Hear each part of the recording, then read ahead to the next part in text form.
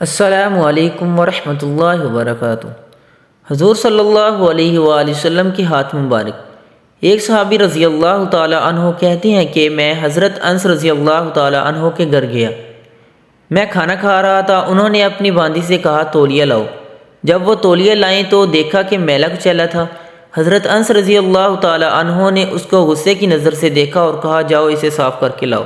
فرماتے ہیں کہ وہ بھاگ کر گئی اور جلتے ہوئے تنور کے اندر تولیہ کو پھینک دیا۔ تھوڑی دیر کے بعد اس نے وہ تولیہ باہر نکالا تو بالکل صاف ستھرا تھا۔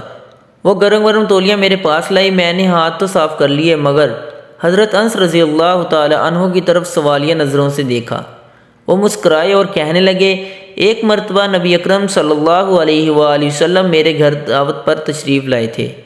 میں نے یہ تولیہ محبوب صلی اللہ علیہ وآلہ وسلم کو ہاتھ مبارک صاف کرنے کے لیے دیا تھا۔ جب سے ہمارے پیارے آقا صلی اللہ علیہ وآلہ وسلم نے ہاتھ مبارک صاف کیے ہیں، آگ نے اس تولیے کو جلانا چھوڑ دیا ہے۔ جب یہ تولیہ میلا ہو جاتا ہے تو ہم اسے تنور میں ڈال دیتے ہیں۔ آگ میل کچیل کو کھا لیتی ہے اور ہم صاف تولیے کو باہر نکال لیتے ہیں۔ سبحان اللہ۔